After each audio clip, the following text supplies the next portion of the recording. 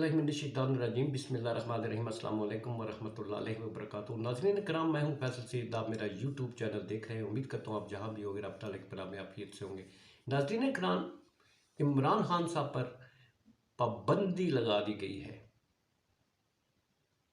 चौधरी शुजात साहब का बड़ा बयान, बिलावल भुट्टो का बड़ा बयान, इलेक्शन कराने की तरकीबें और उससे भागने के रास्ते और खान साहब की गिरफ्तारी का प्लान। इन सारी बातों पर जाने से पहले मैं ये बात करूं कि नून लीग की जो इस वक्त मुख्तलिफ वज़रा हैं या उनके जो नुमाइंदगान हैं, उनकी तरफ से बहुत सारी आज के और दिन भर की जो एक्टिविटी है ज़मान पार्क से लेकर बहुत लान तान की गई। तो सिर्फ मैं इतना उन सारी सब की बातों का इतना जवाब दूंगा कि गिदड़ शहर छोड़ के भागने वाले होते हैं, दलेर मैदान में रहने वाले होते हैं और चूहे बल में घुसे होते हैं, मूछ पारे होते हैं। वो सरेआम नहीं होते, वो सरेआम शेर की तरह सीना तान कर चूहे गीदड़ नहीं हुआ करते। असल शेर वही होता है जो अवाम में रहता है।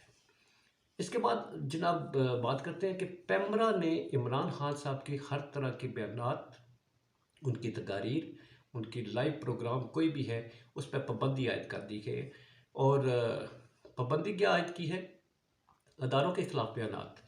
क्या मरीम साहबा अदारों के ऊपर फूल नछावर करती हैं? क्या ये मरीम साहबा के ऊपर पैमरा के कवानीन लागू नहीं होते? क्या आज़म नज़ीर तारड़ जो हैं, फिर ये अता तारड़ साहब देख लें, राना सनाउल्लाह साहब अदालतों पर हमलावर नज़र आते हैं। इन पर कोई कदगन नहीं लगाई जाती। इन पे पैमरा के रूल्स सारे वो मुर्दा हो चुके हैं, वो नहीं जगाए जाते क्योंकि टारगेट खान साहब हैं। पैमरा हुकूमत की इस वक्त ज़ाहिर कंट्रोल में है, तो जो हुकूमत कहेगी तो ज़ाहिर हुकूमत की तो प्राइम मिनिस्टर साहब की भतीजी हैं, उनके खिलाफ तो पैमरा की ज़रूरत हो सकती है कि उसका कोई कानून बोले, पैमरा ही ना बंद कर दिया जाए। तो ऐसे में एक चैनल्स को इस पर पाबंद कर दिया गया जनाब कि वो किसी तरह की उनकी नशर नहीं करेंगे, कोई भी स्टेटमेंट, कोई हत्ता के कोई बयान भी जारी नहीं करेंगे, ना पहले ना बाद में। और पैमरा ये भूल गया है, हुकूमत ये भूल गई है, सोशल मीडिया का दौर है। किस किस रास्ते को बंद करेंगे? खान साहब की आवाज़ को दबाने की कोशिश करेंगे। वैसे ये बताता चलूँ, जब आवाज़ें दबाने के सिलसिले शुरू हो जाए, जहाँ बोलने के लिए लब सीने शुरू कर दिए जाए, तो वो लब सीने वालों के आखिरी दिन होते हैं, वो आखिरी लम्हात होते हैं, वो आखिरी सांसें होती हैं, वो आखिरी हरबे होते हैं। तो गोया अब उसी पे हुकूमत आ चुकी है। अब इसके बाद आते हैं जी चौधरी शुजात साहब का बहुत बड़ा बयान। ये चौधरी शुजात साहब काफली के सरबराह, ये ना समझिएगा कि ये चौधरी साहब का ही अपना ही बयान है। चौधरी साहब आपको मालूम है कि आसफ अली जरदारी साहब के हम नवा हैं और वो उन्हीं की बयानात को लेकर चलते हैं, उन्हीं की हमायत करते हैं। तो उन्होंने जो कहा, ये समझें कि वो जरदारी साहब का ही बयान है। उन्होंने कहा कि जनरल इलेक्शन एक ही वक्त में कराए जाए, जैसा कि इमरान खान साहब ने कल कहा।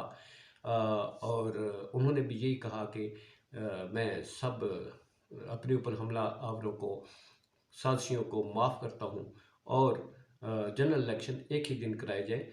ये उन्होंने ऑन एयर कहा और इसीलिए उन पर पाबंदी लगा दी गई। चीफ जस्टिस साहब से भी उन्होंने अपील की कि खुदा कुछ मेरी जान को ख़तरा है, मेरे लिए कुछ इंतज़ामात करें, कुछ नोटिस लें। यही उनका कसूर है। ये एंटी स्टेट बयान है ना, क्योंकि अपनी जान को ख़तरा है तो स्टेट का जो ड्यूटी बनती है वो तो तहफ़्फ़ुज़ देना होती है। तहफ़्फ़ुज़ का उनको तहफ़्फ़ुज़ के लिए उनकी याद दहानी जो है वो गोया एंटी स्टेट बन जाती है। तो ये मामलात हैं जी। चौधरी शुजात साहब ने भी वही कहा जो जरदारी साहब ने परसों की मीटिंग में कहा था कि इलेक्शन करवाए जाए, जनरल इलेक्शन करवाए जाए। मगर जो मौलाना फजल रहमान साहब है, नून लीग जो है, वो किसी तरह से भी इलेक्शन करवाती हुई नज़र नहीं आती। आज हालात को भरपूर ख़राब करने की कोशिश की, मगर PTI की क़यादत ने खूबसूरती के साथ पुलिस और अवाम के क्लैश को होने से बचाया।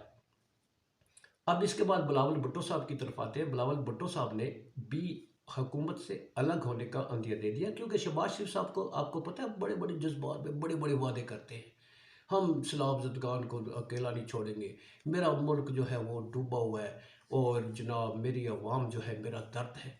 तो वो वादे कर बैठे सैलाब ज़दगान के साथ, वो पूरा नहीं किए, क्योंकि शहबाज शरीफ साहब तो ये कहने के मशहूर हैं कि मैं ये ना करूं तो मेरा नाम तब्दील कर दे, मैं ये ना किया तो मैं जनाब सियासत छोड़ दूंगा, मुझे सूली पर लटका दिया जाए, जिस बात की बातें हैं ना। तो बिलावल भुट्टो साहब ने उन्हें आड़े हाथों लिया। उन्होंने कहा कि जो वादा किया है, साथ उन्होंने ये कहा कि सुना है कि कोई वादे किए थे जनाब शहबाज शरीफ साहब ने मेरे सलाबजदगान जो मुतासरीन हैं उनके लिए, जो अभी तक पूरे नहीं किए गए। अगर वो पूरे नहीं किए जाते तो फिर हमारा वजारत में रहना नामुमकिन है। गोया उन्होंने एक अंदिया दे दिया है अलग होने का। अब अलग होने का वैसे भी वक्त आया जाता है ना, क्योंकि इलेक्शनों में ये जो अभी साथ जोड़ के बैठे हुए थे, ये हुकूमत बनाने के सिलसिले में रजीम चेंज में सब ने साथ जोड़े थे। अब इलेक्शनों में जाने का वक्त आ चुका है, तो अब ये आपस में सर फोड़ने का वक्त भी आ चुका है। तो गोया उसकी इब्तिदा कर दी गई है। हुकूमत हर तरफ से घेरे में आ चुकी है। इलेक्शन सुप्रीम कोर्ट के जो अहकामात हैं, फिर इलेक्शन कमीशन की तरफ से शेड्यूल का जारी होना, वो शेड्यूल जारी होने से पहले पहले ये हालात ख़राब करने की कोशिश की जा रही है। शायद इसमें हुकूमत नाकाम नज़र आती है, इसलिए ये इतना बड़ा आज भी गिरफ्तारी का वो किया गया इमरान खान साहब को। तो शायद हालात को मज़ीद ख़राब करने की कोशिश की जाएगी, किसी तरह से ऐसे हालात पैदा किए जाए कि एमरजेंसी जो है उसका जवाज़ बनाया जा सके। अब गिरफ्तारी की तरफ आते हैं जी कि दिन भर की काविशों के बावजूद एक बहुत बड़ी एक एक्सरसाइज की गई और उसको फ़िलहाल पोस्टपोन किया गया। आज की रात के लिए इमरान खान साहब ने ज़मान पार्क में लोगों को चौकन्ना रखा है कि हो सकता है रेड हो, मगर ये रेड होगा नहीं।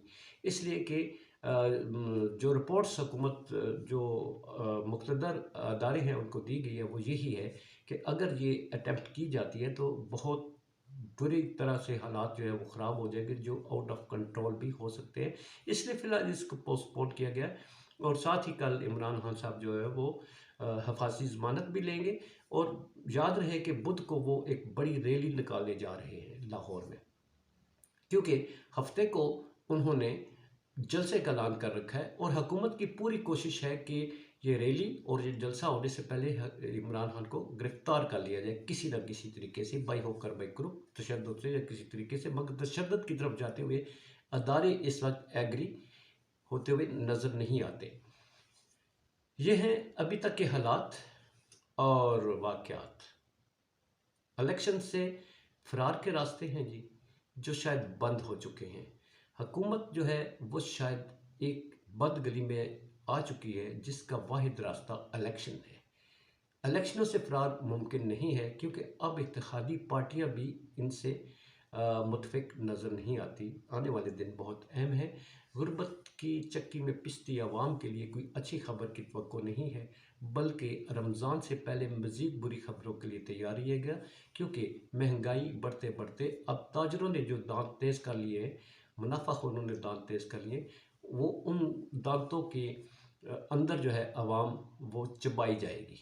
अपना बहुत सारा ख्याल रखिए। पाकिस्तान जिंदाबाद, पाक अफवाज पाइंदाबाद।